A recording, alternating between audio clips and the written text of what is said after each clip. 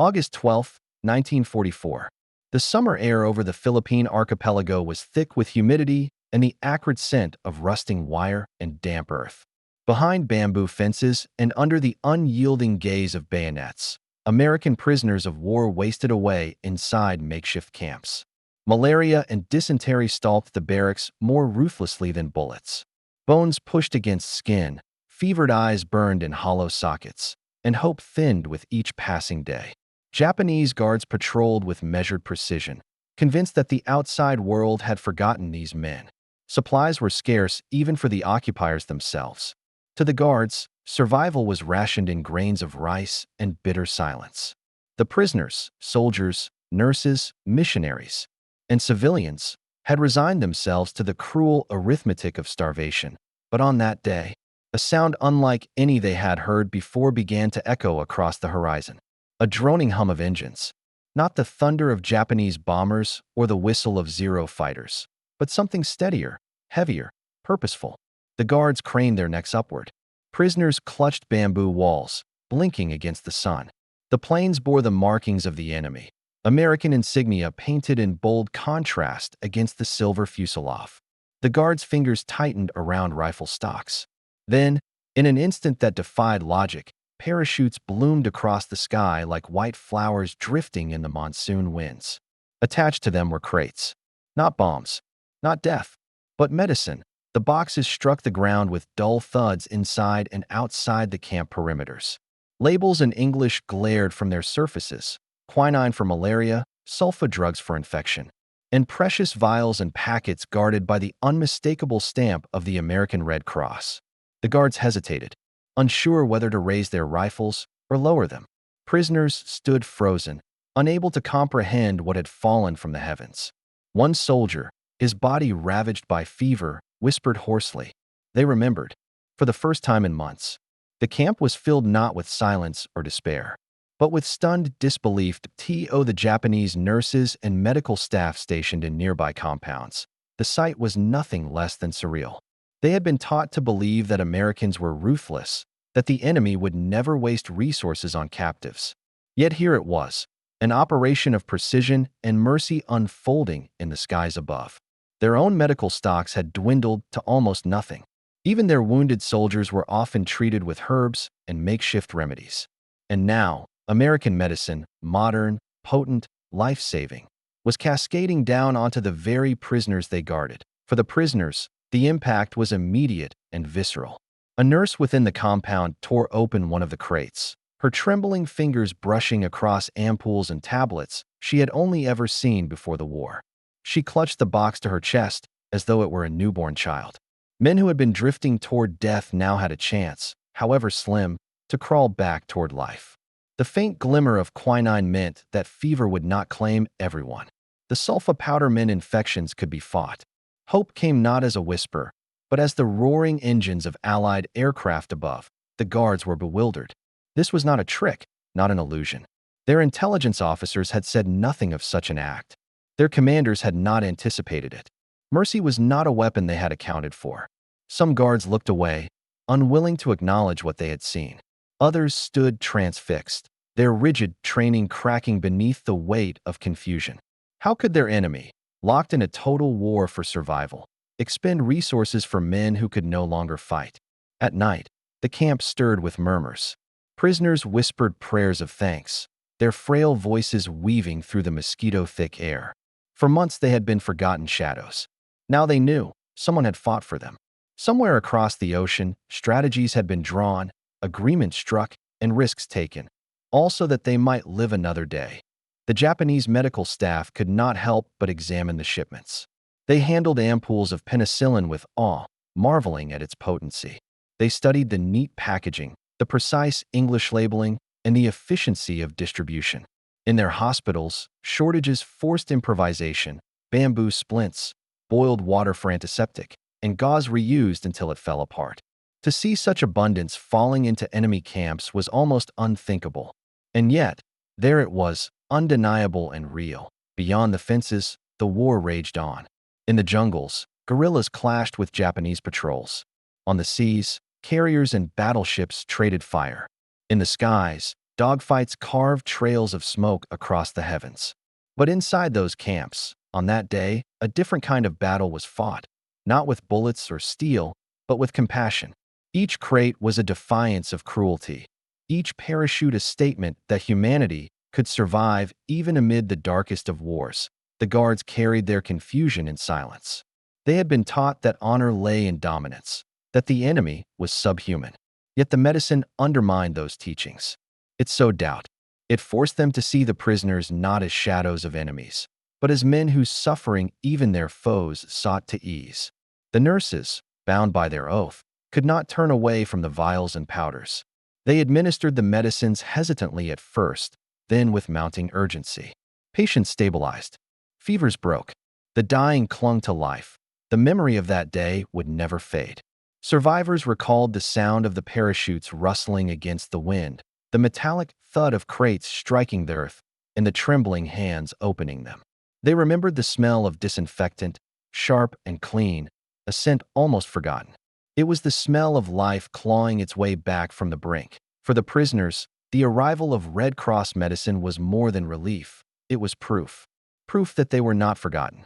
Proof that even in war, mercy could pierce the veil of cruelty. And for the Japanese nurses, it was a revelation. The Americans were not what their propaganda had painted.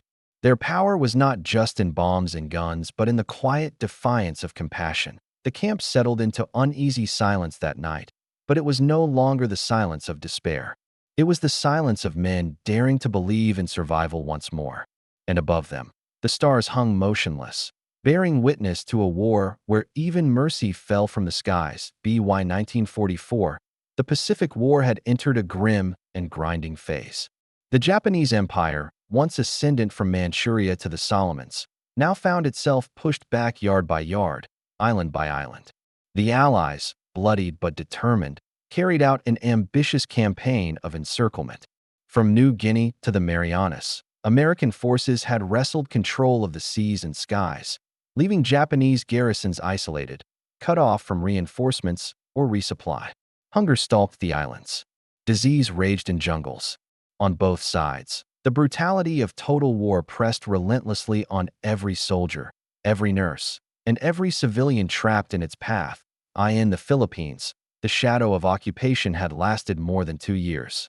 Manila, once a vibrant city of commerce and culture, was now weighed down by rationing and fear.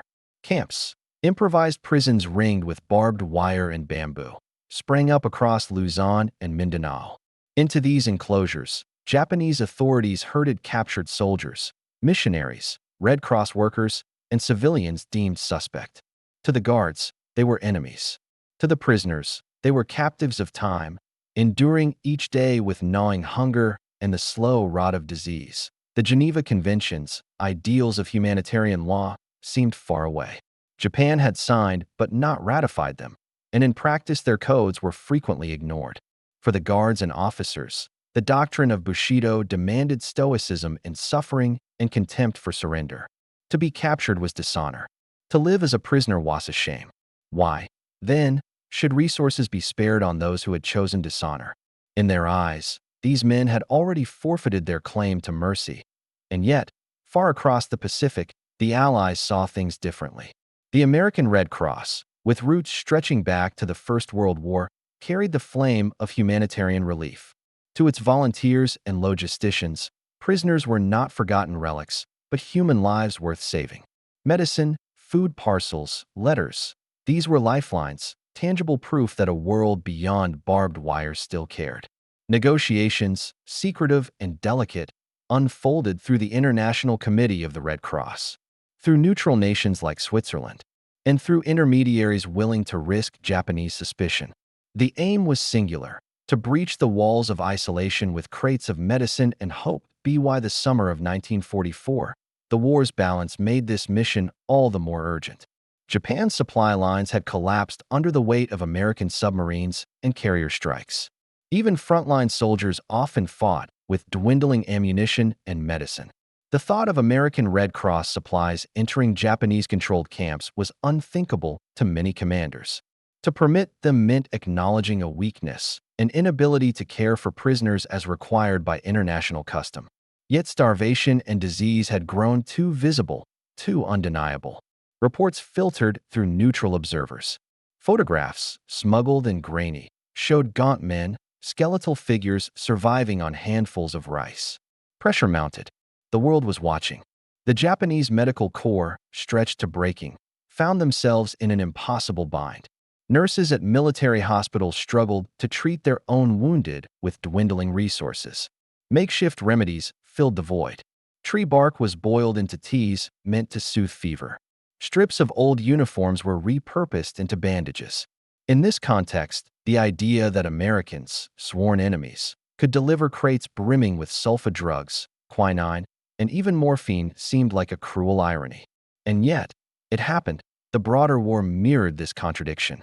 On Saipan, American Marines clawed their way up ridges under fire from entrenched Japanese defenders. While in New Guinea, soldiers waded through mosquito-infested swamps where malaria claimed almost as many lives as machine guns. Logistics became weapons in themselves. The United States, with its vast industrial base, churned out not only tanks and planes but also penicillin by the ton and sulfa powder by the barrel. The Japanese, despite a fierce and disciplined military, could not match such abundance. Their chemical plants were vulnerable to bombing, their shipping lanes shredded by submarines. Strategists in Washington understood that medicine could wield power just as effectively as bullets. A crate of quinine dropped into a camp was not merely relief, it was a statement. It showed the enemy that the Allies could project mercy deep behind enemy lines. It reassured prisoners that their suffering was not invisible. It carried psychological weight, undermining the enemy's narrative of abandonment. In Tokyo, officials wrestled with the implications. To admit the presence of such supplies was to admit a crack in the facade of control. Yet to deny them entirely was to risk the charge of barbarism before the eyes of the international community. The theater itself was vast, spanning half the globe. In the Atlantic, U-boats still prowled, though weakened. In Europe, Normandy had already erupted with fire and steel as Allied armies pushed toward Paris. But in the Pacific, the fight was slower and harsher, dictated by coral atolls and steaming jungles. The Philippines, once considered secure, now stood on the verge of liberation. General Douglas MacArthur, exiled but unbowed, prepared his dramatic return. Every camp, every prisoner, became a symbol in this struggle, living proof of occupation's cruelty or of mercy's endurance. The Japanese nurses stationed at prison hospitals bore witness to this duality daily. They were women sworn to heal, yet constrained by shortages and orders. They washed wounds with boiled water, rationed what little medicine they had, and looked into the fever-bright eyes of prisoners, knowing they could do little for them. The sight of American crates descending from the sky was not merely surprising, it was shattering. It revealed a gap between what they believed possible and what the enemy had achieved. The cultural divide widened the shock. In Japan's code, surrender was dishonor. To spare resources for the dishonored was wasteful. But in America's code, mercy to the captive was strength. Each doctrine clashed not only on battlefields but also in hospitals and camps, in the very philosophy of survival. To Japanese nurses, the paradox was impossible to ignore. Their own wounded soldiers languished without penicillin, while enemy prisoners received it by parachute. The question gnawed at them. What kind of power was this that could give so freely, even in war? For the prisoners, this context framed their miracle. They understood the enormity of what had happened, even if the guards did not. To them, the medicine was not only relief, it was strategy, politics, and compassion entwined. It was proof that their suffering had been measured in distant rooms by men who still valued their survival. And it was a reminder that the war was bigger than their camp, bigger than their hunger, bigger than the barbed wire that hemmed them in by late 1944. These contradictions had hardened into truths. The Allies wielded logistics as a weapon as sharp as any bayonet. The Japanese clung to doctrine but could not match supply. In camps across the Philippines, every tablet of quinine and every vial of sulfa was a marker of this imbalance. The stage was set not only for battles on beaches and in jungles, but also for the battle of perception, the clash between cruelty and mercy, isolation and connection. And so the story of American medicine parachuting into Japanese camps was not just an isolated act of mercy. It was part of a broader war, fought as fiercely in supply chains and medical wards as in foxholes and skies. It was a battle over what survival meant and who had the power to grant it. What the prisoners could not have known as they scrambled to catch those falling crates was that this moment had been engineered with precision and secrecy. Behind the rustling parachutes and the thud of wooden boxes lay a hidden advantage that stretched far beyond mere chance.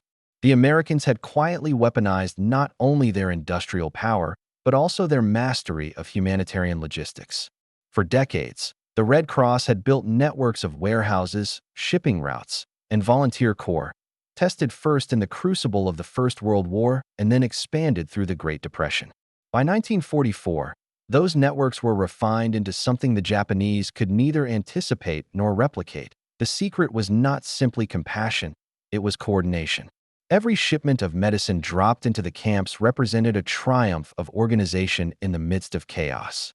While Japan's logistical web had unraveled under the relentless assault of submarines and carrier strikes, the United States could still marshal freighters, aircraft, and neutral intermediaries to deliver not just bullets to the front, but bandages to the forgotten.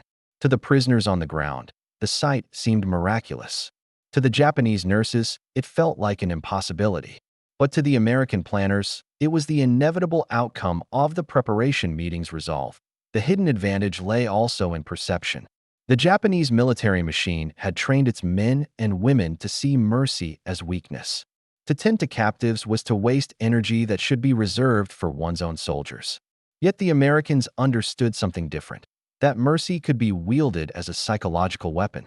Each crate that landed in those camps was a message painted in antiseptic and stamped with the Red Cross emblem. You are not forgotten. For the prisoners, it restored faith. For the Japanese guards, it seeded doubt. Reports from the camps filtered back through neutral observers and prisoners who would later be liberated. They spoke of Japanese nurses lifting vials of penicillin to the light, marveling at its clarity, and comparing it with their dwindling bottles of crude antiseptics. They spoke of sulfa powder sprinkled onto wounds that days earlier would have festered into gangrene. They spoke of quinine, so scarce in the Pacific that even frontline Japanese troops collapsed under malaria. Now pouring into the hands of the very men Japan had sworn to destroy, the advantage was not accidental, it was engineered. American factories, humming with the rhythm of wartime urgency, produced medical supplies in volumes unmatched in human history. The Japanese, hemmed in by blockade and bombing, could not compete. And so, when the parachutes bloomed across the skies above those camps, it was not only mercy that descended but also the tangible proof of industrial supremacy. The Red Cross emblem was both shield and spear, cutting through the fog of propaganda. German allies of Japan had long spoken of Wunderwaffen, miracle weapons that might turn the tide of war. For the prisoners of the Pacific, the miracle weapon was not a rocket or jet fighter, but a simple cardboard box filled with vials and powders. The hidden advantage of the Americans was their ability to project not just force but care. They could kill with one hand and heal with the other. The Japanese could scarcely comprehend such duality. For the nurses on the Japanese side, disbelief gave way to reluctant respect. They had been told that Americans were soft, indulgent, and incapable of enduring the hardships of total war. Yet here was proof that the Americans could endure and still extend mercy. The paradox gnawed at them. In whispered conversations, some admitted admiration for the enemy's resolve. Others hardened their hearts, fearing that such gestures would weaken their own discipline. But the seeds of doubt had been planted, and they would grow with every crate that landed. The hidden advantage also extended to information warfare. The very act of delivering medicine through the Red Cross sent ripples beyond the camps. News of the drops spread across occupied territories, carried by whispers, smuggled notes, and clandestine radio. It told civilians and guerrillas alike that the Americans had not abandoned their own. It told the world that even under the shadow of bayonets, the United States could pierce through with supplies. For every guard who watched those parachutes fall, the message was clear. American reach was limitless. The Japanese command struggled to respond. Some officers attempted to confiscate the supplies, diverting them to their own hospitals. Others reluctantly allowed the medicines to be used for prisoners, fearing reprisals if the Red Cross reported misuse. In both cases, the advantage remained with the Americans. Even when stolen, the supplies were a reminder of dependence. Even when administered, they were a reminder of mercy. The act could not be erased. Hidden within the symbolism was a brutal practicality. The Americans knew that prisoners who survived could later testify, could later bear witness to Japanese treatment, and could later serve as proof in the courts of history. To keep them alive was not only an act of mercy but also a safeguard of truth. Every crate of medicine ensured that the stories of starvation, cruelty, and survival would not be buried with the dead. This foresight, strategic as well as humanitarian, was another layer of the advantage, an understanding that the war would be judged not only on battlefields but also in memory.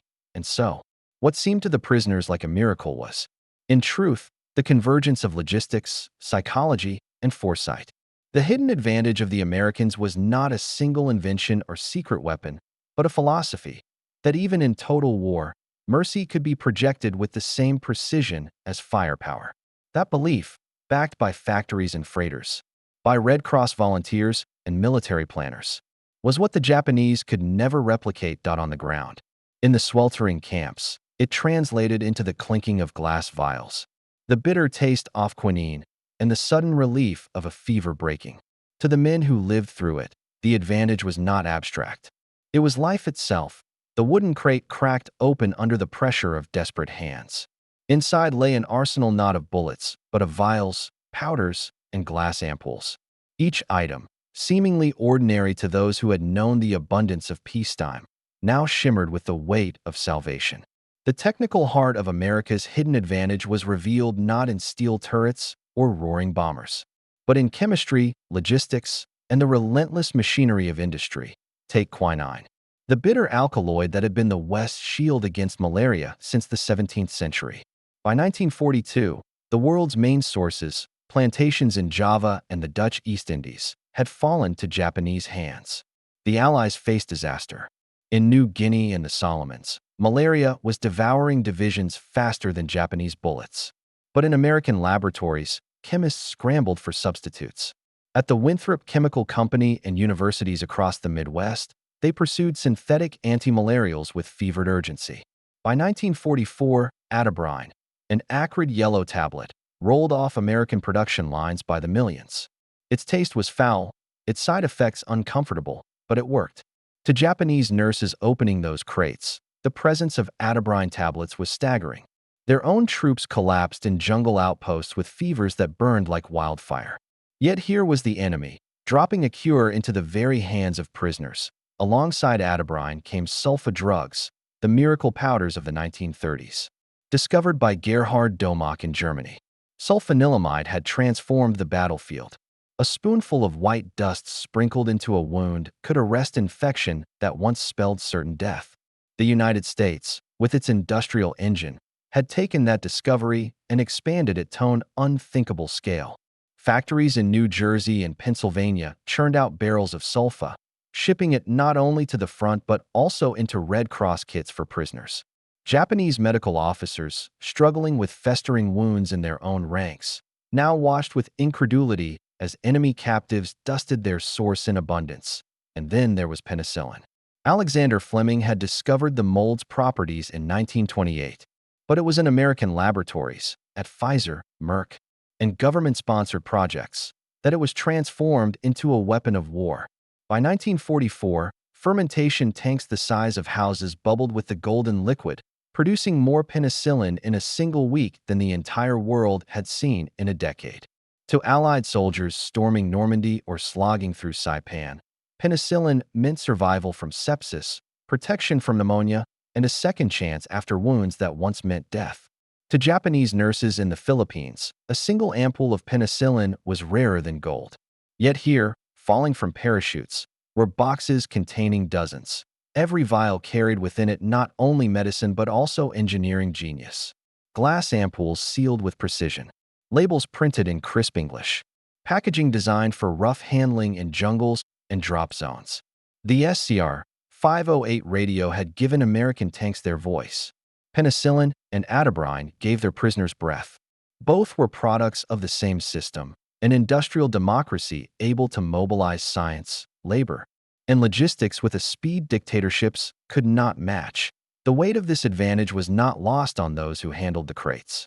Japanese nurses examined bottles with labels reading Pfizer, Brooklyn, New York. They marveled at the uniformity, the clean glass, and the consistency of dosage. Their own medical stocks often came in reused bottles, corked with scraps of cloth, filled with tinctures of uncertain strength. The difference was not only technological but philosophical.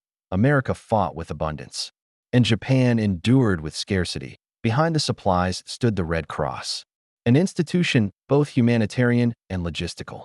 Warehouses in San Francisco and New York had stored tons of medical supplies, ready to be shipped across oceans through neutral carriers like the Swedish Red Cross or Swiss intermediaries. In Geneva, negotiations unfolded with clinical precision, ensuring that every crate bore the emblem of neutrality, the Red Cross on a white field, shielding it, at least in theory, from seizure. Yet in practice, many crates vanished into Japanese stockpiles, diverted to hospitals for wounded soldiers. Even then, the Americans had accounted for this, sending more than might reach the prisoners, knowing that survival demanded overcompensation. The technical advantage extended to distribution. Aircraft modified for supply drops carried racks of parachutes designed to release at calculated altitudes, their canopies timed to minimize drift in the Pacific winds. Crates were reinforced with steel bands, their corners padded to withstand impact. Inside, medicines were packed in straw, each ampoule cradled as though it were more precious than gold. To the prisoners, the parachutes looked like blossoms. To the engineers who designed them, they were equations solved in cloth and cord. Numbers told the story as much as anecdotes. By mid-1944, the United States was producing 650 billion units of penicillin annually. Atabrine tablets numbered in the hundreds of millions. Sulfa drugs filled entire warehouses. In contrast, Japanese production of antimalarials was so limited that entire divisions collapsed in New Guinea. Their attempts at penicillin were primitive, yielding only fractions of what was needed and often unstable and impure. This imbalance meant that in the Pacific theater, disease was as much a battlefield as any beachhead, and the Americans had won it decisively. Factories became the unsung arsenals of mercy. In Brooklyn, women in lab coats monitored fermentation tanks. In Illinois, machinists cut glass for ampoules. In Pennsylvania, presses stamped millions of labels. Each act, mundane in isolation, became extraordinary in some. Together, they created the miracle that fell from the skies into Japanese camps. For the prisoners, the technical marvels translated into something simpler. A fever broke after a tablet. A wound closed cleanly after sulfa. A man who had been given days to live walked again. Each act of healing testified to the scale behind the drop. The chemists, engineers, logisticians, and nurses who had conspired across oceans to bring life into a place defined by death. For the Japanese, the contrast was painful. They had valor, discipline, and ferocity, but they lacked the invisible armies of scientists and factories. They could not summon medicine in such volumes, nor could they drop it with such precision. The crates were proof of an imbalance greater than guns or tanks. They were proof of a system that could outthink, outbuild, and outfeel. And so, in the sweltering stillness of Philippine camps, the technical deep dive of America's war machine revealed itself not through blueprints or lectures, but through the gleam of glass, the bitter taste of Adablit, and the sterile scent of a vial uncorked. This was not just mercy. This was engineering, logistics, and science turned into survival. September 21st, 1944. The Philippines. The rains had softened the earth into a treacherous muck, and the jungle steamed with the smell of decay and stagnant water. At the Santo Tomas internment camp near Manila, thousands of prisoners, American civilians, missionaries, Red Cross volunteers, and captured soldiers, were entering their third year of captivity. Their bodies were gaunt, their movements slow, and their voices thin whispers. Yet in that moment, as dawn broke through the palms, the camp became the unlikely stage for a battle of perceptions. One fought not with artillery, but with parachutes and crates. American planners had chosen this site carefully. Intelligence reports, smuggled through guerrilla channels, revealed the desperate state of the internees. Fevers swept through the barracks like wildfire. Malaria, dysentery, and infection claimed lives daily. The Japanese guards, though still rigid and watchful, had begun to show cracks. Some starved alongside their captives, others raided civilian markets to scrounge meager supplies. Yet the command structure held firm. For the prisoners, liberation was still months away. They had no weapons, no defenses, only endurance. Then, just after midday, the sky began to change. The low drone of engines cut through the cicada chorus. At first, both guards and prisoners assumed it was another Japanese patrol. But as the sound grew louder, the distinct rhythm of American aircraft engines filled the air. Lookouts shouted, rifles raised. Prisoners rushed to the fences, some clinging to the bamboo slats, others falling to their knees in disbelief. Out of the clouds appeared the unmistakable silhouette of C-47 transport planes. They flew low, steady, and deliberate. And then it happened. The doors opened, and dozens of parachutes burst into the sky like sudden blossoms. The guards barked orders, unsure whether to fire. But these were no bombs. The parachutes carried heavy crates, each stamped with the insignia of the American Red Cross. They drifted down with uncanny precision, landing inside and just outside the camp perimeter. The prisoners erupted in gasps and cries. Some wept openly, collapsing in the mud as they watched salvation float toward them. The Japanese officers froze. This was not a battlefield drop, not a raid. It was something stranger, more confounding. The prisoners rushed to the crates, prying them open with trembling fingers. The guards hesitated, rifles at the ready, but the contents disarmed even their suspicion. Quinine tablets, sulfa powder, ampoules of penicillin, bandages sealed in wax paper, soap, vitamins, the very items they themselves lacked. For a heartbeat, no one moved. The silence was broken only by the sound of glass vials clinking together as prisoners lifted them skyward like chalices. Witnesses later described the scene as a clash of worlds. On one side, skeletal internees clutching medicine with tears in their eyes. On the other, Japanese guards who could not comprehend what they were witnessing. Nurses, summoned from nearby hospitals, stepped cautiously into the camp. They examined the supplies with clinical detachment at first, but their faces betrayed astonishment. They knew what these drugs could do. They had watched their own soldiers die for lack of such resources. And now, here it was, falling freely into enemy hands. That day, the camp transformed into a battlefield of morale. American prisoners surged with renewed strength, spirits lifted not only by the promise of healing but also by the proof that they had not been forgotten. Men who had resigned themselves to death now gripped tablets of atabrine with white-knuckled resolve. Women broke open tins of vitamins, doling them out like holy sacraments. Children, silent for months, laughed at the sight of parachutes snagged in the bamboo. The Japanese command was paralyzed. To confiscate the crates would risk international outcry. The emblem of the Red Cross was recognized even in Tokyo. Distributing them to prisoners undermined the doctrine of contempt. And yet, the suffering was undeniable. Some guards whispered that perhaps a vial could be spared for their own fevers. Nurses, torn between duty and ideology, faced a choice. Let the prisoners use the supplies or hoard them for their soldiers. Most, reluctantly, allowed at least part of the medicine to flow. What followed was nothing short of miraculous. Within days, malaria patients stabilized. Fevers broke. Infections that had spread unchecked began to recede under sulfa dust. Wounds healed cleanly. Prisoners who had been too weak to stand now walked the compound. The death rate dropped sharply, stunning even the guards. But the Battle of Santo Tomas was not just medical, it was psychological. Japanese officers had maintained control through despair, convincing prisoners that they were forgotten, abandoned, and destined to waste away in obscurity. The parachute drop shattered that illusion. The prisoners now carried proof that their nation remembered them, that the outside world could breach even the walls of captivity. The guards saw it too. Their authority, once unquestioned, now looked fragile against the sight of foreign mercy descending from the skies. The after-action reports written months later by liberated internees captured the astonishment of that moment. One survivor described the sound of parachutes snapping in the wind as the music of life itself.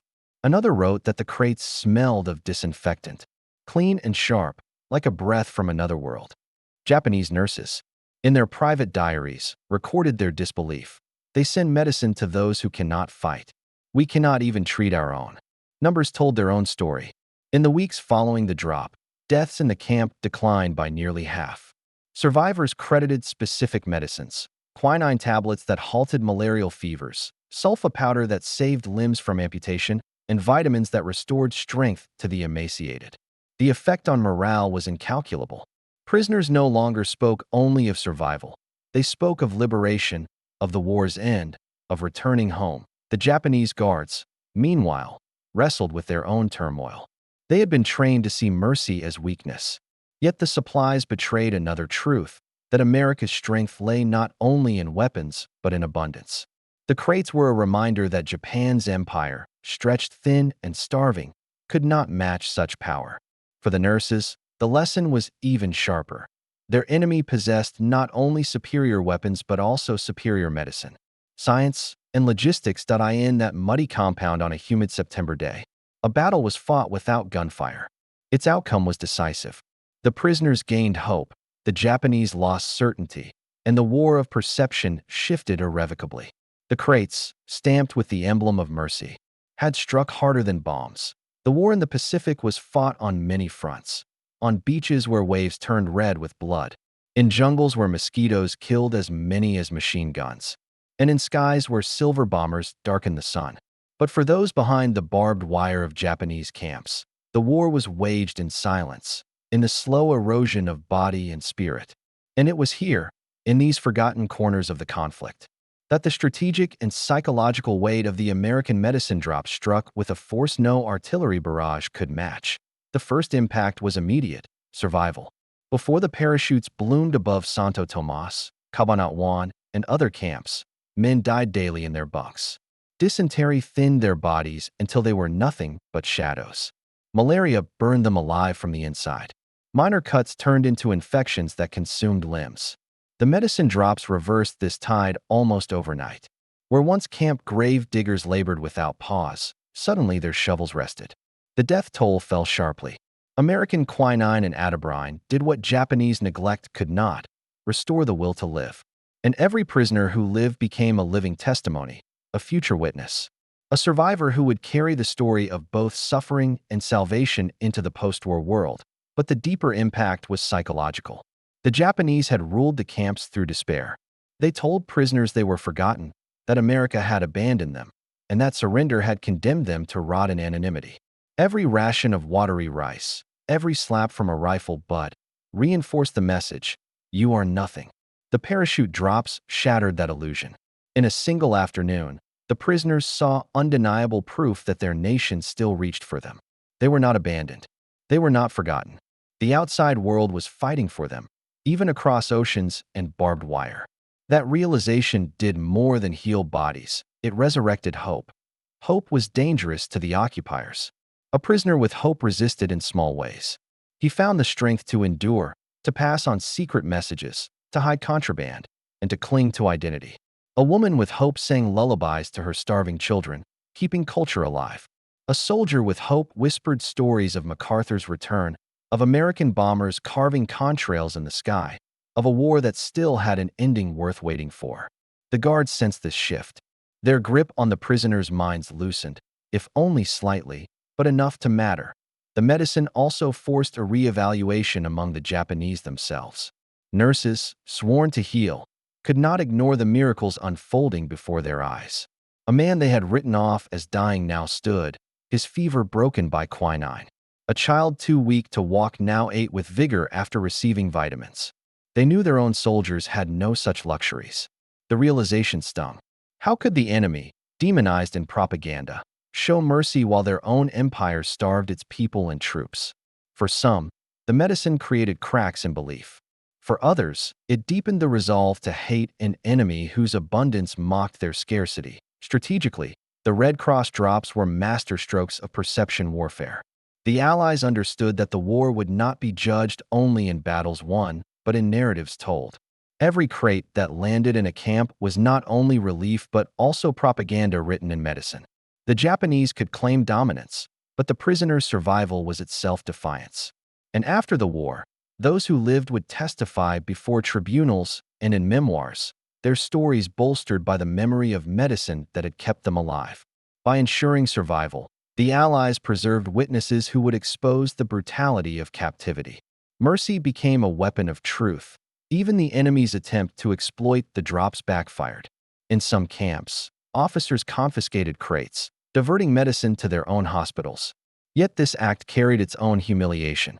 Japanese soldiers survived on American drugs, their lives prolonged by enemy science. Word spread quietly, poisoning morale.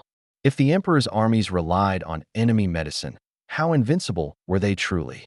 The crates reminded everyone, guard and prisoner alike, that Japan was losing not just on battlefields but in factories, laboratories, and shipping lanes. The psychological impact rippled outward beyond the barbed wire. Guerrilla fighters in the Philippines learned of the drops, spreading the story through jungle paths. Civilians in occupied villages whispered that America could reach anywhere, even the heart of Japanese-controlled territory. The sight of parachutes descending on prison camps became legend, a symbol of inevitability, proof that liberation would come. To the prisoners. Each vial and tablet carried more than chemical compounds. It carried meaning. Quinine meant America still fought malaria for them. Sulfa powder meant infection did not have the final word. Vitamins meant their children had a chance to see the war's end. These supplies were not just physical relief. They were emotional lifelines. Every dose was an affirmation that they were worth saving. The Japanese guards, too, felt the weight. Their doctrine had been built on dominance and fear. But fear began to erode when confronted with mercy. Mercy was unpredictable. It could not be explained by military doctrine or Bushido. It unsettled the rigid certainty of their worldview. They had been told the Americans were weak, decadent, and unable to endure hardship. Yet here were Americans strong enough to fight a global war and still extend medicine to those who could not lift a weapon. That contradiction gnawed at discipline and corroded certainty. Strategically, the lesson was profound. Connection mattered more than isolation. America's power lay not only in its guns but also in its ability to keep its people, whether on battlefields or in camps, linked to a larger whole.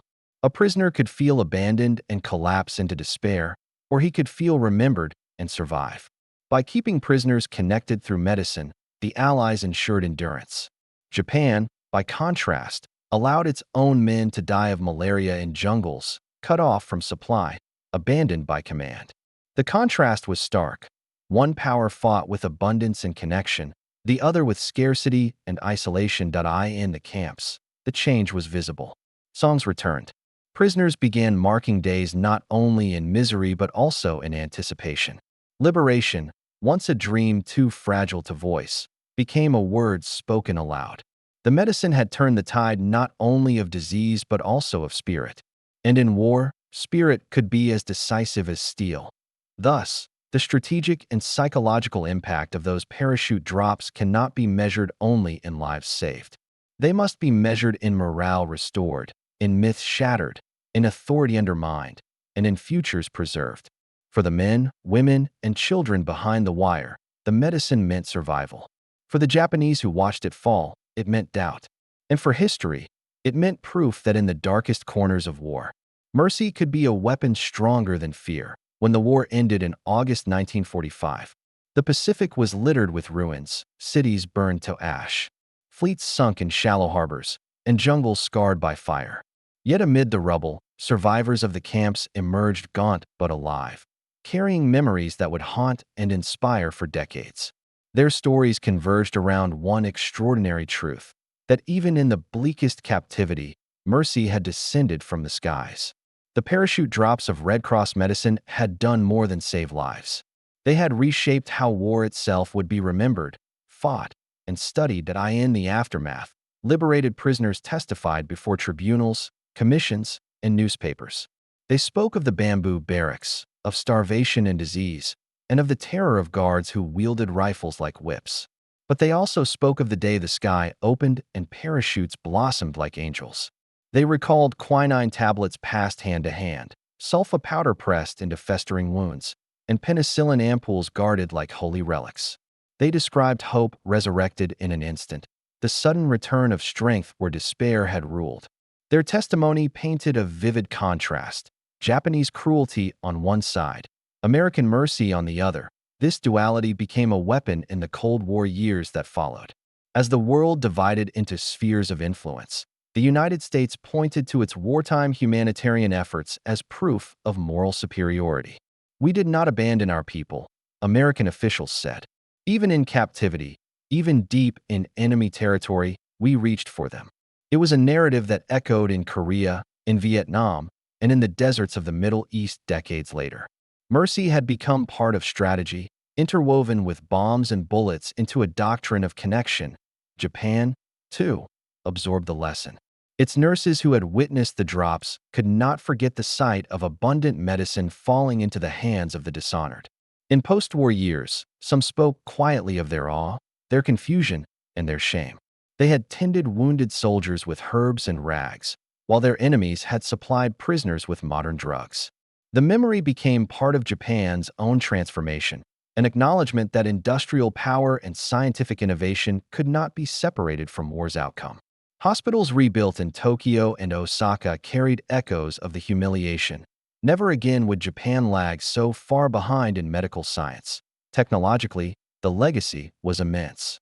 Penicillin, mass-produced for the war, entered civilian life and sparked a medical revolution. Quinine substitutes like atabrine paved the way for modern antimalarials, saving millions in tropical regions. The logistical systems perfected too.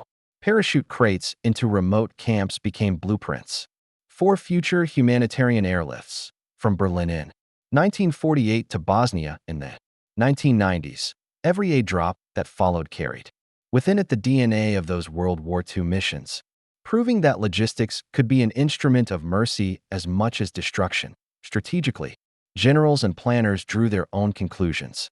Field Marshal Wilhelm Keitel, standing before the Nuremberg Tribunal, admitted bitterly, "We built better tanks, but you built armies that worked together." The same could be said of medicine. Japan had discipline, but America had organization, factories, and the will to extend care even to those who could no longer fight. In modern doctrine, this became the essence of network-centric warfare, the idea that strength comes not just from individual units, but from the connections between them. Radios linked tanks. Supply chains linked divisions. Medicine linked prisoners to nations that still claimed them. For the veterans who survived, the legacy was personal.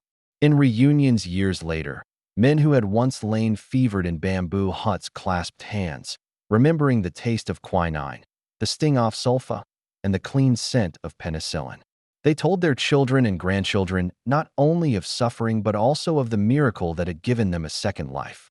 Some kept empty vials as relics, glass reminders of the day when mercy fell from the sky. And for the nurses who had administered those medicines, American or Japanese, the memory was equally indelible. Some wrote memoirs describing the awe of opening crates stamped with the Red Cross. Others confessed that in those moments, the enemy ceased to be faceless. They saw men, women, and children spared from death, and for a fleeting instant, ideology bent beneath the weight of humanity. The broader lesson of those drops endures. In war, firepower may win battles, but connection wins survival. A soldier armed with a rifle is formidable, but a soldier armed with logistics, communication, and compassion is invincible. The Japanese Empire learned too late that isolation was its undoing. The United States proved that strength lay not only in killing efficiently, but also in saving effectively. Today, when relief planes descend into disaster zones, their parachutes carrying food and medicine, the echoes of World War II linger. Every aid worker who drops a crate into a refugee camp is, knowingly or not, part of that legacy. The principle remains the same, that even in the darkest hour, mercy can be projected with the same precision as bombs.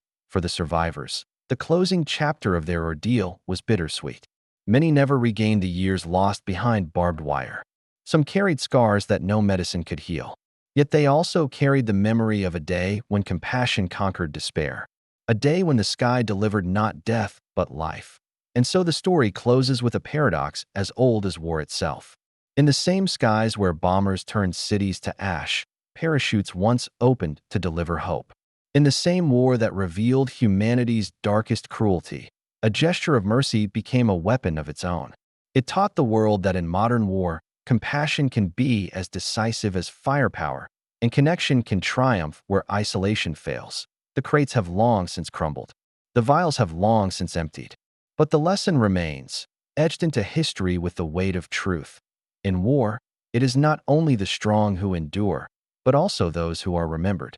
And sometimes, remembrance falls from the sky, carried by parachutes, wrapped in mercy, and delivered into the hands of the forgotten.